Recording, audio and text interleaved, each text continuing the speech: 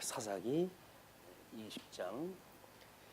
이에 모든 이스라엘 자손이 단에서부터 부엘세바까지와 길르앗 땅에서 나와서 그 회중이 일제히 미스바에서 여호와 앞에 모였으니 온 백성의 어른 곧 이스라엘 모든 지파의 어른들은 하나님 백성의 총회에 섰고 칼을 빼는 보병은 40만 명이었으며 이스라엘 자손이 미스바에 올라간 것을 베냐민 자손이 들었더라. 이스라엘 자손이 이르되 이 악한 일이 어떻게 일어났는지 우리에게 말하라 하니 레위 사람 곧 죽임을 당한 여인의 남편이 대답하여 이르되 내가 내 첩과 더불어 베냐민에 속한 기브아에 유숙하러 갔더니 기브아 사람들이 나를 치러 일어나서 밤에 내가 묵고 있던 집을 에워싸고 나를 죽이려 하고 내 첩을 욕보여 그를 죽게 한지라.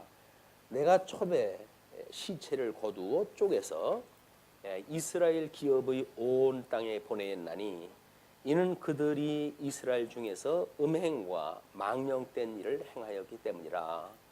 이스라엘 자손들아 너희가 다 여기 있은즉 너희의 의견과 방책을 낼지니라 하니라. 오늘은 언약자손의 범죄의 결과입니다. 해서 원래 19장 27절부터 소개가 되어진 건데요. 그래서 일단 그 고발과 골육 상잔에 대한 이야기가 20장 1절로 7절까지 소개를 해드렸습니다. 그래서 우리 지난 시간에 그냥 뭐 19장으로 해가지고 30장까지 확인한 바에 의할 것 같으면 지금 그 여인이 욕보여서 있는 상태를 보고 그 다음에 그 데려다가 그 시신을 끌어다가 10토막을 내가지고 각 지파에 보냈던 그런 그 일이 우리가 전에 확인했다 했던 이 이야기입니다. 그런데 그런 그 이야기를 듣고 모든 이스라엘 자손이 12지파가 다 모였어요. 다 모여가지고 일단 이런 그 일들이 어쩐 일이냐라고 해가지고 일단 시신을 토막 내가지고 보낸 사람한테 질문을 갖다 하니까 여차저차해서 이랬노라라고 자신의 이야기를 소개를 갖다 합니다. 우리는 아마 뭐 국회에서라든지 뭐 어떤 그 회의에서 일반적으로 결의하는 내용을 보게 되면 이 결의라고 하는 그것은 나름대로 어떤 약속에 의해서 되어지거든요. 약속에 의해서 되어지기 때문에 이 약속이 뭐 우리 정관이 되어졌던 뭐 회의에서 결정되었던 의견이 되어졌던 이거를 집행을 할 때에는 이것이 결의된 내용이 이 집행을 할 때는 약속의 근거를 갖다 해가지고 집행을 하도록 되어져 있는 거예요. 그런데 만약에 이런 근거에 어긋나거나 방법상 오류가 있다고 한다면 그 결의대로 집행되지 않았기 때문에 거기서 집행되어진 모든 것들은 사법상 법을 집행을 갖다 해가지고 하는 사법상 부정당할 수밖에 없는 겁니다. 그건 안 된다. 그런 이야기거든요. 그래서 우리가 뭐 회의에서 이야기했을 적에도 회의에 있는 절차를 무시하게 되면 회의 끝에 아니요 라고 이 선언을 갖다 하게 되면 그 결의는 무효가 돼버리는 거예요. 그래서 회의에는 이 절차, 순서, 근거 이런 것들을 해가지고 결정이 돼야 정당성을 얻고 또 그것이 결의에 의해서 집행을 갖다 할 수가 있는 건데 일단 여기에서 오늘 있었던 그 사건은 물론 당한 일이 억울하고 이루 말할 수 없도록 잘못되어진 일이지만 그 일이 결정되어지는 그 순서를 보게 되면 시신을 토막을 내 가지고 뭐 보낸다든지 이런 일들을 할 수가 없는 일이에요. 하나님 언약 자손들한테 뭐 시신에 대한 장례 그런 그 어떤 근거법이라든지 이런 걸로 보게 되면 거기에 다른 사람은 뭐 이제 참여할 수도 없고 그 시신에 대한 보존에 대한 의미 뭐 이런 것들이 있기 때문에 할 수 없는 일을 갖다 해가지고 집행이 되어진 겁니다. 그냥 이 집행되어진 거는 문제가 있는 거예요. 이 절차상 문제가 있는 거예요. 하나님이 그 원하시는 이 법의 근거가 있는가에 대한 문제인데 절차에 문제가 있으니까 이 사람들 처음에는 이런 험악한 일이 어떻게 이렇게 있을 수 있느냐라고 문제 제기를 했는데 그 이야기를 하면서 이 사람이 뭐 잘했다 잘못했다도 하는 이야기가 아니라 자기는 피해자라는 거죠. 이 피해자, 이 피해자가 있으면 가해자가 있게 마련이죠. 이 가해자가 있는데 피해자가 자기 피해 사실을 피력을 갖다 하고는 이 가해자를 자기가 지목을 갖다 해가지고 뭐 시신을 죽였으니까 가해자라고 볼 수가 있겠지만 너희들은 이걸 어떻게 하는 게 옳다고 생각하느냐라고 해가지고 문제 제기를 갖다 해요. 이것이 이제 7절까지 이야기거든요. 그래서 너희가 다 여기 있은즉 너희의 의견과 방책을 내치니라 라고 이야기했다 하니까 이 사람들은 지금 절차를 먼저 문제를 삼고 뭐 일을 진행하다 해야 되는데 느닷없이 지금 너희들은 방책을 갖다 제시하라 이렇게 이제 돼버리고 만 거예요. 그래가지고 결국은 이 나름대로 먼저 사건에 자기 첩이 죽은 입장으로 보게 되면 피해자고 시신을 잘못한 걸로 보게 되면 가해자 입장인데 이 사람은 자기 피해자라고 하는 한쪽 측면에서 이제 그 모든 회중들한테 방책을 다 묻습니다. 이 사람이 오히려 주인이 되어졌고 모든 그 모였던 40만이라고 하는 그 이스라엘 총회는 이 사람의 방책을 대응을 갖다 할 수밖에 없는 입장이 돼버린 거예요. 이 논법이. 그래서 우리가 이런 하나님의 기뻐하시는 뜻이 무엇인가를 근본적으로 생각하지 않으면 과정적인 걸로 해가지고는 옳다 뭐 이럴 수가 있겠죠. 그러나 우리가 이제 우리 하나님께서 주셨던 이스라엘 백성들한테 하나님의 그 복과 나라라고 하는 것을 이제 주셨는데 이 나라에서 보게 되면 생육하고 번성하고 그다음에 땅에 충만하고 그리고 땅을 정복하고 그리고 다스리라 라고 해가지고 우리 사회적인 법 또는 뭐 이 땅이니까 농경사회에서 땅 차지하는 것이 경제적인 영역 아니에요? 그런 그 영역 이게 땅언약이라고 이렇게 이야기를 하고 통치언약이라고 이렇게 이야기를 하는데 자선언약, 땅언약, 통치언약을 주님께서 이렇게 하신 거예요. 이게 이렇게 주시기로 한 거예요. 이게 법이란 말이에요. 이것이 이제 소위 말하고 있는 법이에요. 근거예요. 그런데 여기서는 그거하고 전혀 다르게 이제 피해자 입장에서 보게 되면 내가 억울하게 내 첩을 죽였으니까 그 인간들이 잘못되어진 거라 그렇게 이야기를 하는 거 아니에요?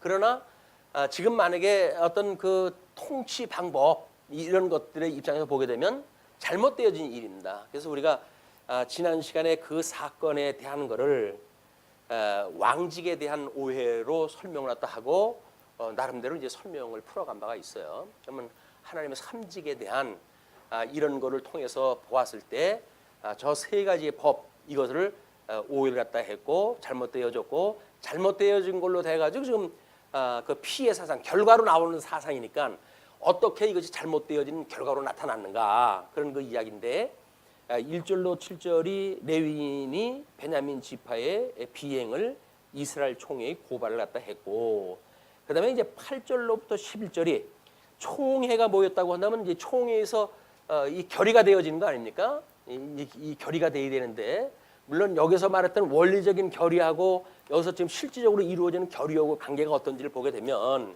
이렇게 되어집니다. 8절로부터 11절까지 모든 백성이 일제히 일어나 이르되 우리가 한 사람도 자기 장막으로 돌아가지 말며 한 사람도 자기 집으로 들어가지 말고 우리가 이제 기브아 사람에게 이렇게 행하리니 곧 제비를 뽑아서 그들을 치되 우리가 이스라엘 모든 지파 중에서 100명의 10명, 1000명의 100명, 10,000명의 1000명을 뽑아 그 백성을 위하여 양식을 준비하고 그들에게 베냐민의 기브아에 가서 그 무리가 이스라엘 중에서 망령된 일을 행한 대로 징계하게 하리라 하니라. 우리 뭐 모세법에 의하게 되면 우리 동형 보복이라고 이렇게 했잖아요. 이 동형 보복법이라고 하는 근거를 위해서 하면 험악하게 했으니까 너 험한 꼴 한번 당해봐라고 하는 것이 맞아요 이게. 그런데 더 근본적인 우리 하나님께 주셨던 근본 언약의 법에 의할 것 같으면 무조건 동형 보복법이라고 해가지고 뭐 이렇게 생육 번성을 갖다 해야 되는 그런 백성을 자기네들 입장으로 막 죽이고 이렇게 하는 것도 안 되는 거죠, 이게. 그렇기 때문에 우리가 교회 생활이나 일반 사회 생활이나 하게 보게 되면 모순에 부닥치는 게 많습니다. 뭐 이게 참 어머니 말을 듣자니 사랑이 울고 사랑을 따르자니 부모님이 울고 뭐 이제 이런 이거 피할 수 없는 길이에요, 이게. 둘 중에 하나를 선택해야 된다는 건 참 피하기 힘든 거예요.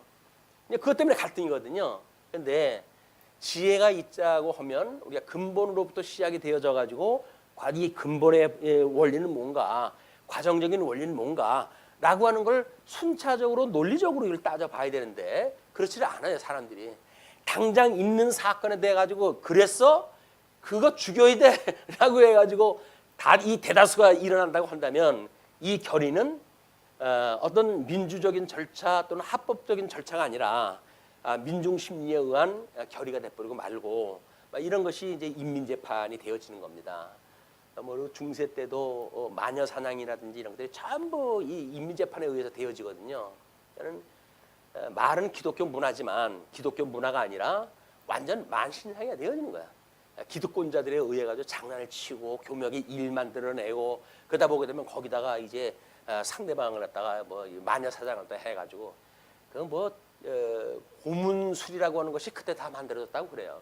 얼마나 고문이 치열하게 만들어졌는지 기계 틀에다 넣어가지고 그냥 뭐 기름 짜듯이 짜내는 방법, 그냥 뭐 이 침을 박은 철판에다가 끼워가지고 그냥 그 고통을 주는 방법, 이루 말할 수 없는 그 고문법을 개발할 때 해가지고 그리스도의 정의를 위하여 뭐 이렇게 가지고 집행을 하는 거예요.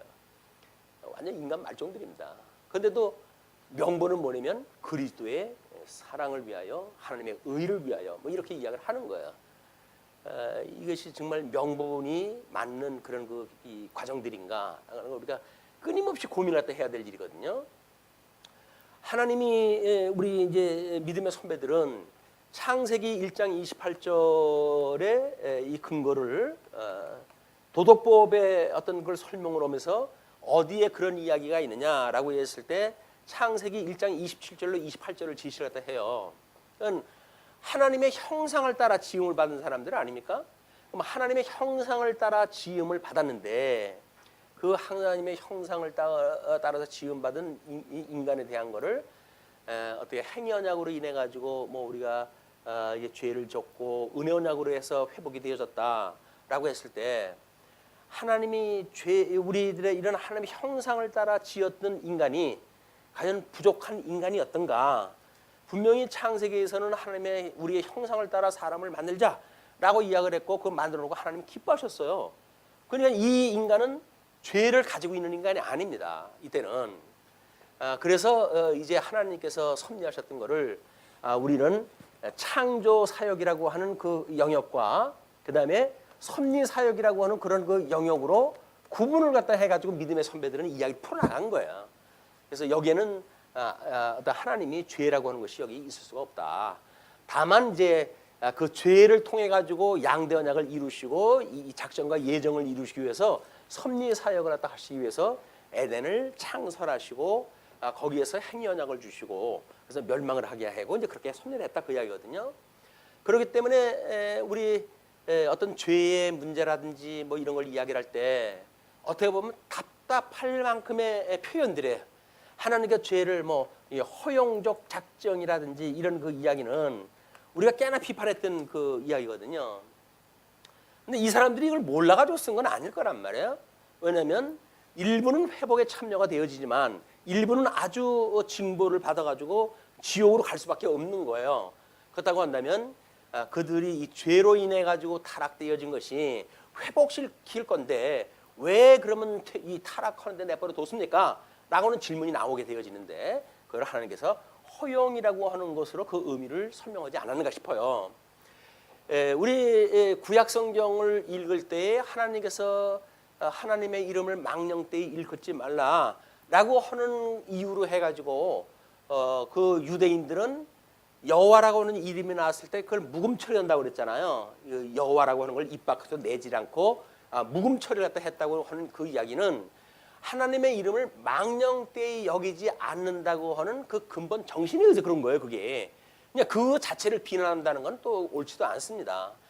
그만큼 우리가 이런 하나님의 사역을 섭리했을 때 하나님께 어떤 그 누가 될 만한 이런 설명을 마치 우리들이 생각하는 것만큼 논리적으로 설명이 되어졌다라고 하는 걸로 해가지고 칭찬을 받을 일인가?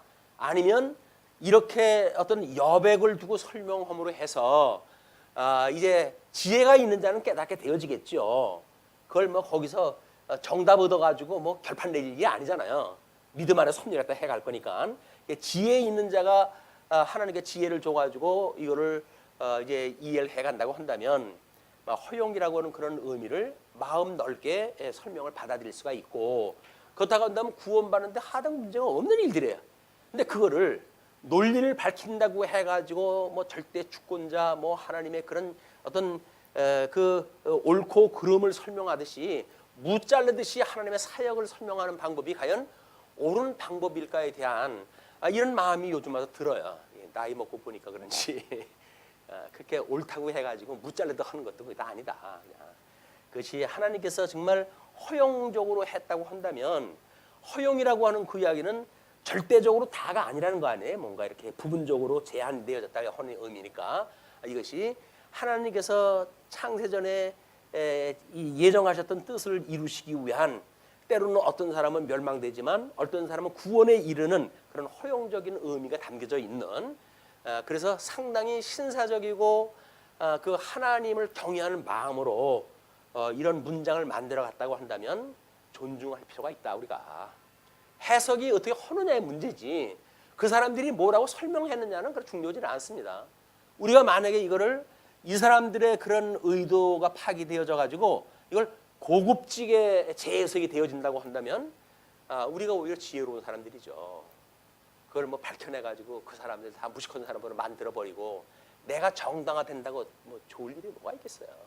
우리가 속 좁게 생각을 하게 되면 어떻게든지 뭐 사생결단 내 가지고 시비를 분명히 가려가지고 옳고 그러고 해서 우리는 옳은 거야, 너희들은 잘못된 거야 라고 하는 접근 방법만이 최선은 아니다 라고 하는 생각이 요즘 와가지고 들고, 막 그런 걸로 인해 가지고 우리가 하나님의 말씀을 연구하는 자세도 마찬가지다. 과연 정말 이스라엘 백성들이 하나님의 이름을 망령되이 일컫지 말라고 하는 그런 말씀을 따라서 여호와라고 하는 이름이 나왔을 때 묵음으로 할 정도의 경외심이 있는가 라고는 맥락으로 이걸 이해하겠다 했으면 좋겠다, 그런 생각이 들어요. 그래서 뭔가 잘못되어진 거를 타박하기보다는 막 그런 중심이 뭔가, 그를 요즘 세상 사람들은 진정성이라고 이렇게 이야기를 합니다. 뭐 의원이 이제 뭐 부동산 탄 거 뭐 목포 사건으로 해가지고 난리가 난 거 아니에요. 그 난리가 뭐 어떤 한쪽에서 많은 지지를 갖다 받을 수 있는 이야기는 그게 진정성이라고 하는 그걸 보고 하는 이야기거든요. 법적으로 조항 갖다 했을 적에는 뭐 투기니 뭐니 해가지고 이야기할 수가 있겠죠. 그런데 요즘 이제 매스컴에 대체적으로 정리되어지는 일을 보게 되면 그거를 어떤 필요 이상의 사건으로 만들고 그렇게 된 보도 절차에 문제가 있다라고 하는 쪽으로 중심이 이동을 한다고 그래요. 그러면 우리가 어떤 목적을 가지고 일을 만들어 가다 보게 되면 아무리 진정성을 가지고 있음에도 불구하고 뭐 방법이 얼마든지 잘못되어지는 것이 있을 수 있잖아요. 그럼 그걸 가지고 만약에 매장을 시켜버린다고 한다면 그분이 진정성을 가지고 했던 모든 사업이 끝이 나겠죠. 그걸로 인해 가지고 뭐 자기 사비를 들여 가지고 뭐 그 외국의 그런 거를 이제 소개했던 일들 뭐 이런 것들이 다른 사람들 다 외면하고 있을 때 그 사람이 했던 일인데 과연 그분의 진정성이 무언가를 우리가 보고 있는 그런 관점으로의 역사를 해석하는 것에 대한 문제이기도 해요. 그래서 이제 우리 이런 그 일이 문제가 봤을 때 그렇게 보여지는 겁니다. 그래서 8절로부터 보게 되면 총회의 결의가 이렇게 떨어지거든요. 자기 집으로 가지 말고 그리고 제비를 뽑아가지고 우리 10분의 1씩 사람들을 남겨가지고 공격을 하다 하자, 이렇게 결의가 됐어요. 그 성읍을 치려고 모였더라라고 하는 것이 결의된 상황인데 12절로부터 16절 보게 되면 베냐민 지파의 불복종이 이제 언급이 되어집니다. 이스라엘 지파들이 베냐민 온 지파의 사람들을 보내어 두루 다니며 이르기를 너희 중에서 생긴 이 악행이 어찌 됨이냐.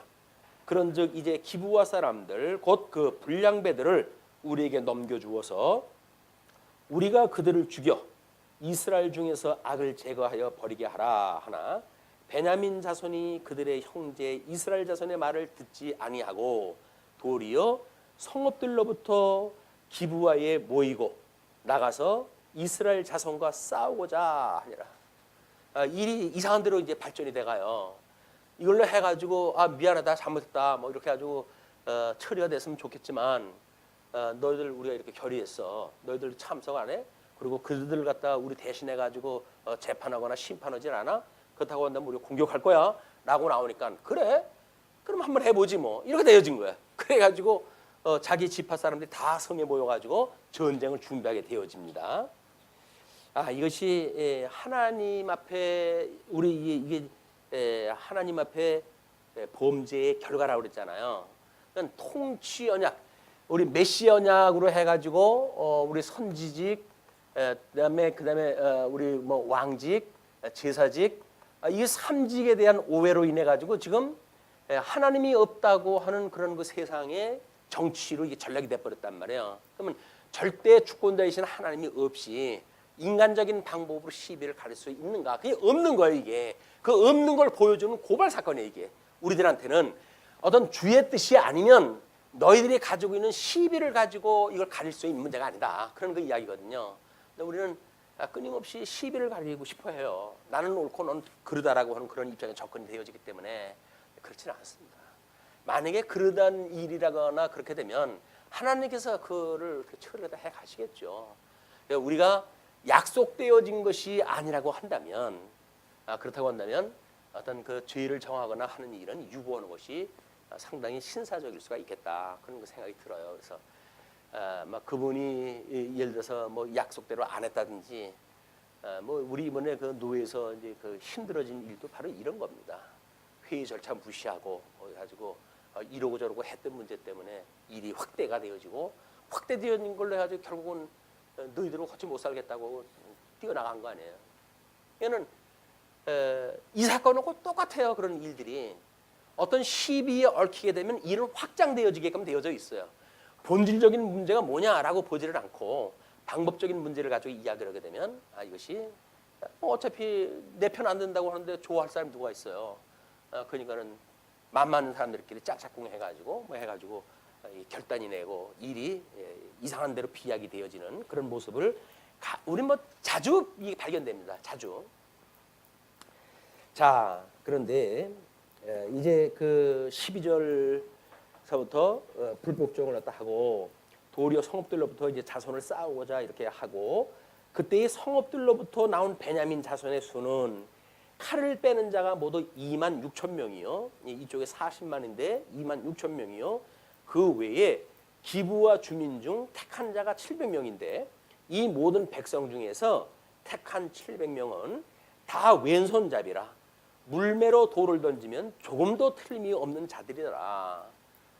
그러면 우리가 이제 그 칼 창검으로 해가지고 싸우던 시대에 물맷돌이라고 하는 그 이야기는 대공포 수준이에요. 이건 원격 공격이 가능하니까 이걸 뭐 이제 이 우리 이북하고 남한하고의 이제 그 전쟁 어떤 그런 입장에서 이렇게 대치 국면들 이거 보게 되면 일촉즉발의 그런 시간들이 우리가 지나왔죠. 다행히 뭐 지금 잠잠해져 가지고 뭐 나름대로 그 사람들도 지피를 무너뜨리고 우리도 지피를 갖다 무너뜨리고 어떤 일선에 있었던 배치되어져 있던 그런 그 대공포니 뭐 자주포니 이런 거를 후방으로 배치를 갖다 하고 뭐 이런 것들이 일시적인지 뭔지 모르지만 그것 때문에 그래도 이제 숨을 돌리고 우리 사는 거예요. 이게 뭐 오늘 이제 전쟁이 일어나냐 내일 전쟁이 일어나냐 이렇게 우리가 힘들어 있었는데 그렇게 되어지는데 이것이 대치 국명으로부터 뭔가 좀 이렇게 쉬워지게 될 때 이것이 하나님께서 어떻게 섭리하다 하시는가 이걸 이제 봐야 되는데 물맷돌로 해가지고 700명이 돌을 던질 수가 있다고 한다면 원거리 공격이 가능하다고 한다면 이건 막강한 화력입니다. 화력. 이 전력 자체가 화력을 가지고 있는 사람들이 이 사람들은 다른 사람들은 뭐 칼 가지고 창 가지고 뭐 이게 싸우는데 그거는 싸움이 될 수가 없는 이런 것으로 좀 되어져 있다.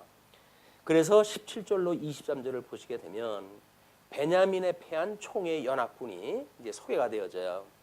베냐민 자손 외에 이스라엘 사람으로서 칼을 빼는 자의 수는 14만 명이니 줄여가지고 이제 14명이 됐어요. 14만 명이 다 전사라. 이스라엘 자손이 일어나 베델에 올라가서 하나님께 여쭈어 이르되 우리 중에 누가 먼저 올라가서 베냐민 자손과 싸우리까 하니 여호와께서 말씀하시되 유다가 먼저 갈지니라 하시니라. 하나님한테 질문을 갖다 해요. 지금 자기네들 다 정해놓고 하나님한테 묻는 게 뭐냐면 누구부터 올라갈까요? 이제 그 이야기예요. 근본적으로 하나님의 뜻이 뭡니까? 묻지는 않고 다 자기네들이 결의를 갖다 해놓고 그 다음에 누구부터 올라갈까요? 그 이야기는 뭐 때문에 기도하랬다고 한 거죠? 승전을 위해 그러는 거예요. 승전을 위해 가지고 전쟁은 어차피 벌어졌으니까 우리가 싸움에 이기려고 한다면 하나님 앞에 방법을 물어보자. 그 이야기는 이게 방법을 갖다 물어보자 그 이야기입니다. 이거는 아니 원리상으로 봤을 때 하나님 우리가 이렇게 하는 것이 옳습니까? 그럽니까? 하나님의 뜻을 알려주세요라고 해가지고 결의가 돼야 되는데 결의는 지네 마음대로 해놓고 그 다음에 이 승전을 위해 가지고 방법을 하나님한테 묻는 거예요. 그래서 하나님이 응답해 주시는 그 응답이 이기라고 하는 응답인지 지라고 하는 응답인지는 모르겠어요. 뭐 읽어보면 그 결과가 나오겠지만 인간의 그런 의도를 알고 계시는 하나님이 이런 어떤 메시아 기름 부음 받은 자의 통치력이 아닌 자기네들끼리 총회를 갖다 만들어 가지고 뭐 했던 일들이 과연 옳은가 그런 그 일이기 때문에 그렇습니다. 그런데 유다가 먼저 갈지니라 이렇게 대답을 들었어요. 근데 이스라엘 자손이 아침에 일어나 기브아를 대하여 진을 치니라. 이스라엘 사람이 나가 베냐민과 싸우려고 전열을 갖추고 기브아에서 그들과 싸우고자 하며 베냐민 사람이 기브아에서 나와서 당일에 이스라엘 사람 2만 2천 명을 땅에 엎드려 드렸으나 2만 2천 명이면 대단한 그 손실입니다. 전략상. 그걸 엎드려 드렸으나 이스라엘 사람들이 스스로 용기를 내어 첫날 전열을 갖추었던 곳에서 다시 전열을 갖추니라. 이스라엘 자손이 올라가 여호와 앞에서 점을 들어 울며 여호와께 여쭈어 이르되 내가 다시 나아가서 내 형제 베냐민 자손과 싸우리까 하니 여호와께서 말씀하시되 올라가서 치라 하시니라. 자, 이제 두 번째니까 뭐 하나님께서 울며 기도를 했다 그러니까 뭐 내 너희들의 마음을 이제 알겠다. 그러면 올라가 쳐라. 그래서 명령이 떨어졌어요. 그래서 24절로부터 이 44절까지 골육사장과 상잔과 베냐민의 대패가 소개가 되어집니다. 그 이튿날에 이스라엘 자손이 베냐민 자손을 치러 나가매 베냐민도 그 이튿날에 기브아에서 그들을 치러 나와서 다시 이스라엘 자손 18,000명을 땅에 엎드려 뛰었으니 다 칼을 빼는 자였더라. 18,000명이 또 죽었어요. 아이성 공격하는 거고 똑같습니다. 지금 이에 온 이스라엘 자손 백성이 올라가 베델에 이르러 울며 거기서 여호와 앞에 앉아서 그날이 저물도록 금식하고 번제와 화목제를 여호와 앞에 드리고 뭐 이번에 뭐 그 임명권 그것 때문에 그 야당에서 단식을 했더라고요. 그런데 5시간 30분 리레이 금식이라고 이렇게 이름을 지어가지고 했어요. 그랬더니 다른 사람들이 5시간 30분이면 간헐 뭐 간헐 금식 그런 게 있기 때문에 공복 기간이 길어가지고 그 살 빼는 방법이 그거 하자는 거냐 뭐 하는 거냐 지금 놀리는 거냐 장난하는 거냐 뭐 이래가지고 비아냥거리고 그랬던가 봐요. 그랬더니 수장이 나타나가지고 뭐 우리가 너무 그 어떤 그 인체적인 그런 그 문제를 하지 말고 경각심을 고취시키기 위해서 그렇게 했던 거다. 뭐 이렇게 이야기를 했더라고 해명을 했더라고요. 이 사람들이 이제 금식하고 울고 뭐 이제 하나님 앞에 매달렸어요. 그 금식을 하고 번제와 화목제를 여호와 앞에 드리고 완전 제사까지 드려요. 이스라엘 자손이 여호와께 물으니라. 그때에는 하나님의 언약궤가 거기 있고 아론의 손자인 엘르아살의 아들 비느하스가 그 앞에 모시고 섰더라. 이스라엘 자손들이 여쭈기를 우리가 다시 나아가 내 형제 베냐민 자손과 싸우리까 말릴까 하니 여호와께서 이르시되 올라가라. 내일은 내가 그를 내 손에 섬겨 주리라 하시는지라. 그래서 이 제사장을 통해 가지고 이제 정식으로 제사까지 드리고 메시아를 통한 이제 그런 그 합법적인 절차를 시작을 한 거예요. 그러니까 하나님께서 내일은 내가 너희들 그 전쟁에서 이기도록 너희 손에 넘겨주겠다 이렇게 약속을 다 하셨어요. 그러면서 이제 29절 이스라엘이 기브와 주위의 군사를 매복하니라. 이스라엘 자손이 셋째 날에 베냐민 자손을 치러 올라가서 전과 같이 기브와에서 맞서 전열을 갖추매 베냐민 자손이 나와서 백성을 맞더니 꾀임에 빠져 성읍을 떠났더라. 그래서 우리가 반복되어지는 어떤 그런 그 일들이 이거리 반복되어지는 그 일에 우리는 경계를 갖다 해야 돼요. 왜냐하면 이 반복되어진다고 하는 것은 익숙함입니다. 익숙함. 그 익숙함이라는 건 이건 뭐예요? 어떤 이런 걸 하나님의 기뻐하신 뜻이고 뭐고 그 상관이 없어요. 그냥 반복되어지는 어떤 그런 거에 의해 가지고 이게 체질화되어지는 거니까 쟤네들 우리한테 게임도 안 돼. 나가면 백전백승이야. 이미 두 번이나 이겼으니까. 그래서 이 반복되어지는 거에 우리는 경계심을 가질 필요가 있다. 왜냐하면 하나님의 뜻을 우리가 이룰 때도 하나님의 뜻이 뭡니까? 라고 하는 질문을 통해서 우리들의 일거수일투족을 살아가는 게 아니라 뭐 어저께나 오늘이나 여상하신 하나님 이렇게 생각이 드니까 하나님 앞에 똑같은 방법으로 우리는 우리 처신을 갈 수가 있거든요. 근데 상황이 다 다른 건데 단순히 반복적인 어떤 그런 걸 가지고 하는 거를 우리가 율법주의적인 일이라고 이렇게 이해합니다. 그 일이 하나님이 기뻐하시는 그 의가 무엇인가는 관심이 없이 율법주의적인 입장에서 우리 훈련되어진 대로 뭐 우리 주의주의라고 이렇게 이야기를 하죠. 주의주의. 이렇게 해서 우리가 어떤 주의 주장을 만들어 놓고 그리고 어떤 그런 원리가 세워지게 되면 깊은 생각 없이 그냥 이렇게 살아가는 거예요. 이것들이 우리들을 하나님을 진정 신령과 진정으로 드리는 예배가 아니라 관습적인 그냥 예배가 되어지기가 십상이다. 그래서 우리들의 어떤 마음을 드리는 예배가 아니라 그냥 습관에 의해 가지고 어저께 헌대로 해가지고 이거 물 외듯이 한번 하고 대표적인 것이 주기도를 우리가 주문화하는 거 아니까 주문화.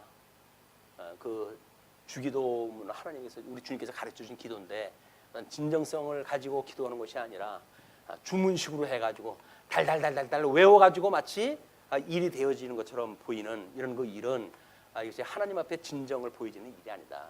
신령과 진정이라고 하는 건 많은 사색이 필요해요. 우리 내면속에 성찰이 필요한 겁니다. 그냥 훈련되어진 대로 뭐 이렇게 해서 까이거 대충 이렇게 하게 되면 하나님께서 받지도 않으셔요. 우리 마음을 보고 받으시는 분인데 마음이 없는 거 그냥 뭐 이렇게 습관처럼 드리는 걸 가지고 주님께서 그걸 왜 받으시겠어요? 하나님께 받지 않는 제사를 갖다 우리는 난 하나님 앞에 했어 라고는 자기 핑계를 위해 가지고 드리는 예배밖에 안 되는 거예요. 이게 이런 신령과 진정으로 드리는 것에 대한 문제는 매우 우리의 내면적 우리 세계를 좀 풍성하게 만들고 그리고 치밀한 우리 성찰에 대한 시간들이 필요하다. 신앙생활 훈련대로 되어져 가고 뭐 명분 따라 가지고 그냥 하고 뭐 할 수 있어요. 그렇게. 근데 그게 과연 하나님께서 기쁘셨냐, 기뻐 받으시느냐 아니냐의 문제죠. 그것이 하나님께서 기뻐 받으시지 않는다고 한다면 뭐 그 신앙생활 못 해요.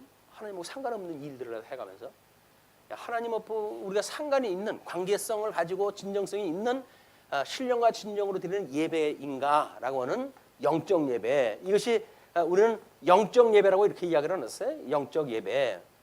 이것이 신령한 제사란 말이야. 하나님 앞에 드리는 관제로 드리는 그런 제사의 문제이기 때문에 하나님 앞에 영적 예배인가 아니면 관습적으로 해가지고 그냥 습관에 의해서 드리는 예배로 끝나는가라고 하는 문제는 우리가 깊이 생각할 필요가 있다. 신앙생활을 오래 하면 오래 갈수록 더 해요. 이게 관습적으로 우리가 이제 대가는 일이 습관에 몸에 배잖아요. 몸에 배이기 때문에 자연스럽게 나올 수 있는 일이기 때문에 자꾸 우리 내면 세계를 성찰하는 일은 중요하다. 자, 이제 그렇게 되어졌는데 29절로부터는 하나님께서 우리 아직은 44절까지 그냥 계속 나가네요. 이스라엘의 기부와 주위에 군사를 매복하니라. 이스라엘 자손이 셋째 날에 베냐민 자손을 치러 올라가서 전과 같이 기부에 이제 맞서 전열을 겹치고 베냐민 지산 나와가지고 백성을 맞는데 꾀임에 빠져가 성읍을 떠나버린 거예요. 그러니까 그들이 큰 길, 곧 한쪽은 베델로 올라가는 길이요, 한쪽은 기부아의 들로 가는 길에서 백성을 쳐서 전과 같이 이스라엘 사람 30명 가량을 죽이기 시작하여서 이건 맞아, 이건 치면 죽는 거야. 나한테 걸리면 너 오늘 잘 걸렸어 나한테. 그래가지고 30명 가량 죽이기 시작을 했는데 베냐민 자손이 스스로 이르기를 이들이 처음과 같이 우리 앞에서 패한다 하나 이스라엘 자손은 이르기를 우리가 도망하여 그들을 성읍에서 큰 길로 꿰어내자 하고 이스라엘 사람이 모두 그들의 처소에서 일어나서 바알다말에서 전열을 갖추었고 이스라엘의 복병은 그 장소 곧 기브와 초장에서 쏟아져 나왔더라. 온 이스라엘 사람 중에서 택한 사람 10,000명이 기브아에 이르러 치매 싸움이 치열하나 베냐민 사람은 화가 자기에게 미친 줄을 알지 못하였더라. 이건 하나님께서 이기하는 전쟁이었어요. 여호와께서 이스라엘 앞에서 베냐민을 치심에 당일에 이스라엘 자손이 베냐민 사람 25,100명을 죽였으니 다 칼을 빼는 자였더라. 이에 베냐민 자손이 자기가 패한 것을 깨달았으니 이는 이스라엘 사람이 기브아에 매복한 군사를 믿고 잠깐 베냐민 사람 앞에 피함에 복병이 급히 나와 기브아로 돌격하고 그다음에 나아가며 칼날로 온 성읍을 쳤음이더라. 처음에 이스라엘 사람이 복병 사이에 약속하기를 성읍에서 큰 연기가 치솟는 것으로 군호를 삼자 하고 이스라엘 사람은 싸우다가 물러가고 베냐민 사람은 이스라엘 사람 30명 가량을 쳐 죽이기를 시작하며 이르기를 이들이 틀림없이 처음 싸움같이 우리에게 패한다 하다가 연기 구름이 기둥같이 성읍 가운데에서 치솟을 때에 베냐민 사람이 뒤를 돌아다 보매 온 성읍의 연기가 하늘에 닿았고 이스라엘 사람은 돌아서는지라 베냐민 사람들이 화가 자기들에게 미친 것을 보고 심히 놀라 이스라엘 사람 앞에서 몸을 돌려 광야 길로 향하였으나 군사가 급히 추격하며 각 성읍에서 나온 자를 그 가운데에서 진멸하니라. 뭐 그냥 역사적인 그 객관적인 사실이니까 그들이 베냐민 사람을 에워싸고 기브 앞 동쪽까지 추격하며 그 쉬는 곳에서 짓밟음에 베냐민 중에서 엎드러진 자가 18,000명이니 다 용사더라. 그래가지고 성읍은 불타고 그리고 도망가던 자 추격해가지고 또 공격을 갖다 하고 그래가지고 사면초가가 되어져 가지고 결국은 수많은 그런 그 피해를 입게 되어진 사건이 44절까지 소개가 되어진 겁니다. 그래서 우리 아마 그 골육 상잔이라고 하는 베냐민의 대패 언약자손은 12지파로 되어진 것이 언약자손이에요. 소위 여기서 말하고 있는 이 메시아는 이 언약자손을 이야기를 하는 겁니다. 그래서 하나님께 주셨던 언약자손이 하나님의 나라를 통치하게 되어졌을 때 그 통치 방법이 무엇인가?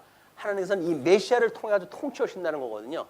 왕직과 제사장과 선지직을 통해 가지고 하나님 나라를 통치하다 해가신다는 이야기인데 이거를 알지 못하고 언약자손이 12지파가 이제 합해져야 되는데 12지파에서 지금 한 지파 골인하게끔 하는 거 아닙니까? 싸움 자체가 무모한 싸움이었어요 이게. 그래가지고 이제 이런 그 사건은 우리가 왕국이 건설되어질 때도 마찬가지죠. 창건이 되어졌는데 북쪽 이스라엘과 남쪽 유다고 해가지고 분국이 돼버리잖아요. 그럼 북이스라엘은 북쪽 그 이스라엘은 10지파가 다 국호까지 가지고 간 사람들이에요. 그러니까 사실상 사회적인 어떤 그런 입장에서 보게 되면 국호를 가지고 있고 10지파를 가지고 있는 이 사람들이 이스라엘의 정통성이죠. 남쪽 유다는 그냥 유다의 요 한 지파만 남은 거예요. 근데 하나님께서 이제 왕의 홀이 떠나지 않는다고 하는 그 약속과 통치되어진 나라를 통치할 수 있는 메시아를 유다 지파에 주기 때문에, 그리고 하나님 앞에 제사 드리는 왕에 대한 그 유다 지파, 그 다음에 제사를 드릴 수 있는 성전, 성전에 지금 이 예루살렘에 있는 거 아닙니까?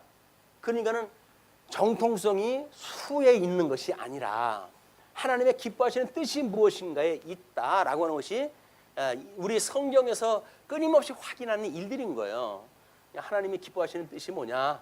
그래서 진짜 온전한 이런 그 성전이 예루살렘 지역에 있다고 한다면, 비록 한 지파라 할지라도 왕의 홀이 떠나지 않는다고 그랬었는데, 여기 유다 지파 하나만 있다고 할지라도 통치 언약 또는 제사 언약 이런 것들이 다 이루어질 수 있다고 한다면 정통성은 여기에 있는 거다. 숫자에 있는 게 아니에요. 주님의 몸된 교회는 과연 어떤 진리를 우리가 가지고 있는가가 관건이지, 숫자가 많다고 해가지고 교회가 아닙니다.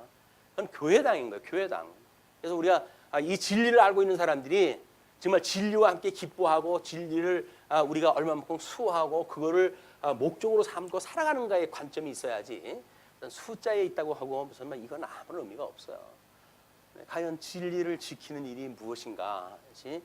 이 영적 예배를 통해 가지고 주님께서 우리의 마음을 움직이시고 이걸 이 주님의 몸된 교회를 직접 통치해 가신다. 그래서 우리 온전케 하시는 예수부터 바라보고 살아가는 삶, 이것이 영적 예배의 삶이란 말이에요. 이건 뭐 우리들이 하는 것이 아니라 주님께서 하시는 천상 사역입니다. 아버지의 뜻이 하늘에서 이루어진 것처럼 이 땅에서 이루어 주세요라고 기도할 때마다 우리가 하나님의 뜻을 이 땅에서 이루어지는 우리는 동역자들이야. 하나님의 사역자. 하나님이 우리를 불러가서 사역자를 세우신 거예요. 이 사역자를 세웠다고 하는 사명감이 다른 사람들한테 하는 어떤 뭐 명분이거나 그런 걸로 해가지고 이 가당키나 할까요? 안 그렇습니다. 우리는 당위에 의해서 신앙생활을 하는 것이 아니라 이런 사명에 의해서 신앙생활을 하게 되어지는 거다. 불이익이 있거나 말거나 주님 앞에서 우리가 살아가는 것이 당연하기 때문에 일을 다 하는 거지, 뭐 거기서 유익이 있어야 뭐 하고 이렇게 되는 게 아니다. 우리는 오해를 또 하게 되면 그렇게 할 수가 있어요. 왜? 우리 유형교회라고 하는 그런 그 의미가 이게 이제 눈에 보이는 교회 아닙니까? 우리는 이건 공동체라고 이렇게 했어요. 공동체. 근데 이것이 무형교회라고 하면 이거는 유기체라고 이렇게 이야기를 했거든요. 근데 공동체라고 한다면 믿지 않는 사람, 뭐 믿는 사람이라고 할지라도 각 가정이 다르고 다 그래요. 뭐 성적으로 구분이 되어져 있고 연령별로 구분이 되어져 있고 공동체로 되어져 있기 때문에 이해관계가 상충되어지는 일이 많을 수밖에 없어요. 이게. 근데 이거를 유기체라고 이야기를 해가지고 잘못 호도하게 되면 우리는 마치 그 공동체적인 삶이 무시되어지는 이런 그 삶이라고 생각이 드는데 그렇지는 않습니다. 하나님께서 여전히 공동체로 이건 중생인이 살아가는 곳이니까 성령의 소욕과 육신의 소욕을 가지고 있는 중생인이 살아가는 곳이기 때문에 우리는 끊임없이 이런 훈련을 하며 살아가는 사람들이에요. 그래서 우리들이 여기서 하나님이 우리 이스라엘 백성들 사사기 우리 처음에 들어갔을 때 내가 너희들을 시험할 거야 라고 그러잖아요. 시험할 거야. 어떻게 하냐면 나를 잘 섬기나 안 섬기나 시험을 갖다 할 거야. 그래가지고 이제 이 이스라엘 백성들 그 가나안 7족속을 다 쫓아내지 않고 남겨둬가지고 너희들로 하여금 나를 의지하지 않나 내가 시험할 거야. 그 결국이 여기까지 온 거예요 지금. 그러니까 지금 하나님 앞에 하나님이 온전히 우리를 갖다 인도하신다고 하는 걸 믿지 않고 왕이 없고 이런 그 메시아가 없고 그걸 무시한 그냥 그 사람들의 생각이니까 여기까지 온 거거든요. 이것이 범죄였다. 그 범죄의 결과가 결국은 이 중생인이 살아가는 이 교회라고 하는 그런 맥락에서 봤을 적에도 우리가 과연 어떻게 우리 거듭나고 중생한 우리들의 이런 이건 우리 어떤 목적에 해당되어질 수도 있겠죠. 그래서 이런 유형 교회를 내재적으로 초월되어진 이런 세계관을 가지고 살아가는가, 이 균형 감각이 있어야 되는 거예요. 균형 감각이 있어야 되는데 우리는 뭐 유기체야. 그래서 이미 뭐 하나님 나라 백성 다 된 건데 뭐 이렇게 이야기했다 해가지고 이 유형 교회를 무시한다고 한다면 그것도 균형이 깨지는 거예요. 그리고 이거를 강조했다 하는 바람에 이걸 무시한다고 하더라도 그건 균형 감각이 없는 거예요. 우리가 어떻게 이 내재적으로 초월되어진 세계관을 가지고 주님의 몸된 교회 성도로서 영적 예배를 드리며 살아갈 것인가, 이것도 대단히 우리한테 집중력이 연구가 필요한 거예요. 훈련이 필요한 거예요, 이것이. 그래서 믿음으로 우리 성장을 할 때 유아 세례를 받고 부모님의 어떤 이 종교적인 지도 이런 걸 받으면서 성장을 했던 사람들하고 뭐 성장되어져 가지고 우리 예수님 믿는 거 다릅니다. 이 분위기, 이 밭이. 그렇기 때문에 어떻게 우리가 이런 거를 균형 감각을 가지고 신앙생활을 할 것인가는 이건 끊임없이 말씀을 통해서 우리가 선별할 수밖에 없어요. 이런 것들이 훈련이 필요하고, 이 훈련은 개인적으로 묵상하고 깨달아가는 데 어렵습니다. 이것이 이제 소위 뭐 연령대가 비슷하거나 뭐 전도회로 묶어져 있거나 이렇게 할 때 토론을 통해 가지고 끊임없이 이것이 우리가 문제 제기되어지고 답을 얻고 이래가지고 뭔가 이걸 합을 맞춰가는 일일 거란 말이에요. 우리 중심의 믿음의 수준에 따라 가지고 이런 수준은 각자 다르지만 우리 뭐 이건 A라고 하는 전도라고 한다면, 전도회라고 한다면 A라고 하는 전도의 수준에 맞는 것이 결정이 되어지고 B의 수준에 맞는 사람들도 B의 수준이 맞겠죠. 막 이런 걸 위해 가지고 끊임없이 성도들의 교제가 필요한 거다. 이런 걸 무시해놓고 그냥 뭐 다니는 거, 뭐 일하는 거 이런 거에 빠져버리게 되면 뭐 이러기 위해서 교회 다닙니까? 이런 그 회의가 만들어지는 거야. 기껏 열심히 했는데 뭐 알아주는 사람도 없고, 에이씨 내가 이러려고 하나 뭐 이렇게 되면 좌절하는 거 아니에요? 이게 좌절대표로 말해요. 그래서 우리 이런 그 훈련이 있어가지고 동남풍이 불거나 동풍이 불거나 남풍이 불거나 우리 하나님 앞에 동풍아 불어라 남풍아 일어나라, 내가 주님 앞에 나아갈 것이다라고 하는 그런 그 믿음의 수준이 내공을 키우는 일이다. 내공을 통해 가지고 하나님의 그런 믿음을 성장해가는, 이것이 실로 우리한테 뭐 아주 재미난 그 일 아니겠어요? 뭐 일지를 갖다 만들어 놓고 이걸 한다고 그런다면 더 재미난 일이겠죠. 과연 뭐 그것이 복잡한 일이니까 그래도 토론을 통해서 말씀을 상고하고 그러면서 이런 의미가 무엇인지 생각하고 이런 일은 매우 중요하다. 자, 그런데 이제 그들이 몸을 돌려 광야로 도망하였으나 45절입니다. 림몬바이에 이르는 큰 길에서 이스라엘이 또 5천 명을 이삭 줍듯하고 또 급히 그들을 따라 기돔에 이르러 또 2천 명을 죽이니, 완전 낙엽 죽기 하는 거예요 이제.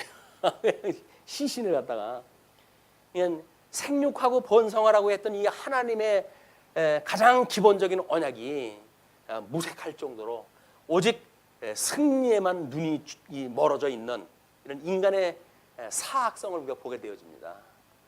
그러니까 우리가 지금 인간 사람을 죽이는 문제로 이게 되어졌지만 뭐 돈을 벌기 위해 가지고 수많은 사람들을 죽이지는 않는가요?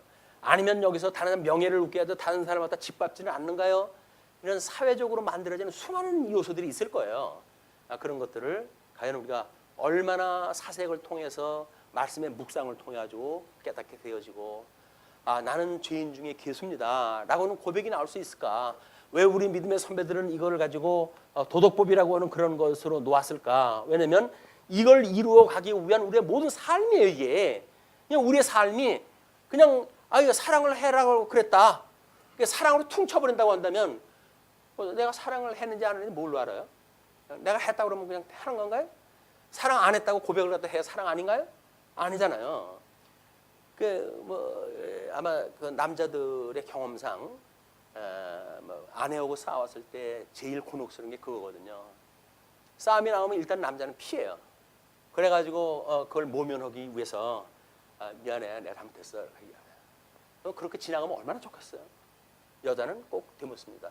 뭘 잘못했는데. 근데 남자가 사실 잘못해가지고 잘못했다는 거 아니거든요. 그냥 이거 그 현장을 우리 무마하고, 뭐 그래 자잘 부린 거 가지고 우리가 그럴 깡게냐 뭐 이렇게 가지고 딴에는 첫사랑을 끄집어내가지고 뭐 이야기도 하고 강조도 하면서 그래서 그냥 모면하자 이야기했다 하는데, 여자가 짚고 들어오는 거예요. 뭐 잘못했는지 구체적으로 대라 그 이야기거든요. 뭘? 헐. 남자들 헐 그래요. 내가 뭘? 그래가지고 이제 싸움이 끝이 안 나고 아니면 뭐 집중적인 싸움이 되어지는 거거든요. 그렇기 때문에 우리 하나님 앞에 끊임없이 아유 하나님 감사합니다. 주님이 묻죠. 뭘 감사한데? 그러면 뭐 다요. 그래요. 다요. 다가 아니라 구체적으로 한번 이야기를 해봐. 아유 뭐 주신 것도 감사하고 뭣도 감사하고 뭐 이렇게 할 거 아니겠어요? 근데 왜 성질 냈어? 라고 물어보면 모를 거야. 그냥 우리는 감사했다 해도 구체적인 감사가 아니라니까요. 그냥 훈련되어진 거 공부하면서 아 범사에 감사하고 항상 기뻐하고 쉬지 말고 기도하라고 그랬으니까 그냥 그것이 우리를 향하신 예수 그리스도 안에서 하는 기뻐하신 뜻이라고 그러니까 우리가 그러고 살아가는 게 당연한 거 아니야? 이렇게 이해하다 한단 말이에요. 그런데 정말 그러냐를 주님께서 물어보게 되면 그렇지 않은 거예요. 전혀 그러고 살질 않아요. 구체적으로 하나님 앞에 아 참 하나님 저는 이게 말할 수 없는 죄인이요 라고 하는 고백을 했다 하더라도 주님께서 뭘 잘못했는데 라고 이야기를 하게 되면 아유 주님 뭐 다지요 뭐 제가 하나님 앞에 잘못하지 않은 게 뭐가 있습니까? 다 잘못한 거죠. 그러니까 믿음이 큰 것 같잖아요. 아 저는 죄인 중에 괴수죠. 뭐 제가 그걸 조목조목 따져야 됩니까? 이렇게 해야 하는데 아니야. 한번 따져보자. 뭐 잘못했는지 한번 이야기를 해봐. 그러면 사실 뭐가 죄인지 몰라요. 우리가 뭘 잘못했는지 몰라요. 우리 주변 사람한테 뭘 했는지 몰라요. 내가 사랑한다고 하는 사람 앞에 사랑이라고 하는 이름으로 뭘 저질렀는지 모른다니까요.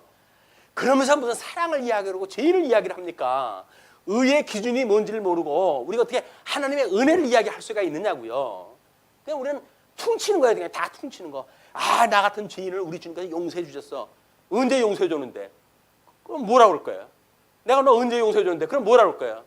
아니 성경에 나와 있지 않습니까? 성경에 나와 있는 게 그게 네 거냐? 성경은 객관적인 거야. 모든 인류한테 내가 쓴 건데 그게 나한테 근거가 돼? 뭐 때문에 네가 그런데? 이야기해봐. 너 네가 나를 사랑한다는 이야기해봐. 내가 사랑이라는 거 뭐라 그랬어? 내가 사랑한 것 같이 내 이웃을 사랑하라고 그랬지. 내 몸같이 사랑하라고 그랬지. 네 몸인데도 너 그렇게 그러고 사랑을 갖다 할 거냐? 그러면 나를 사랑한다고? 야 하나님께서 귀신을 속이라 그러진 않겠죠. 우리도 그래. 그걸 볼만하면 귀신을 속여라. 나를 속이니? 우리가 보통 하는 얘기가 그러잖아요. 하나님께서 자기보다 하수한테 귀신을 속여라. 그렇게 하지는 않겠지만 우리가 그러고 산다는 거예요. 신앙생활을. 그냥 신앙생활을 대충 하는 거예요. 정말 진지하게. 우리는 종교개혁자 루터가 그 죄의 문제로 해가지고 막이 오고 그냥 해가지고 그 눈물을 흘리면서 그 싸우는 그런 장면을 보게 되면 그때는 그랬어요. 저 사람 뭐 저렇게 그 믿음이 없어가지고 저렇게까지 고민을 했다 하나. 주님께서 용서해 줬다고 그러는데 용서했다 그러면 하나님 감사하고 하면 되지. 절절히 눈물을 흘리면서 이 밤잠을 안 자고 그렇게 기도했다 하더라고요. 우리도 과연 우리의 이런 진정성 있는 신앙생활인가? 신령과 진정으로 드리는 예배인가? 아니면 관습적이고 훈련되어지고 우리 편의주의적인 예배는 아닌가라고 하는 것을 이스라엘의 이런 하나님이 없다 함으로 인하여 만들어진 범죄의 결과 이런 것이라고 한다면 우리들도 거기서 이런 범죄에 대한 의미를 생각해 볼 필요가 있다. 자, 그래서 이제 그 47절 베냐민 사람 600명이 돌이켜 광야로 도망하여 림몬 바위에 이르러 거기에서 넉 달 동안을 지내었더라. 달랑 600명이 남았어요. 12,000명 중에 600명이 달랑 남아가지고 광야에서 지금 거하게 되셨어요. 이스라엘 사람이 베냐민 자손에게로 돌아와서 온 성읍과 가축과 만나는 자를 다 칼날로 치고 닥치는 성읍은 모두 다 불살랐더라. 아주 완전 한 지파를 고릴라게 만든 거예요. 이것이 하나님의 이런 근본적인 언약을 무시하고 했던 옳으냐 그러냐고 시비를 가리기 위해 했던 이 전쟁이 과연 하나님 앞에 정당함을 받을 수 있겠는가? 범죄의 결과다. 우리 하나님의 이런 그 뜻이 무엇인지를 모르게 되면 이 수단을 정당화하고 그래가지고 우리가 얼마나 대의 명분을 가지고 하나님 앞에 범죄를 했다 하는지 우리 내면 세계가 이렇게 살아가고 있다. 이걸 성찰하는 그런 기회가 되어줬으면 좋겠습니다. 예. 다음 시간에 21장 끝으로 해서 소견의 오른대로 행하는 그런 내용을 공부하면서 사사기가 끝이 납니다. 기도하시죠.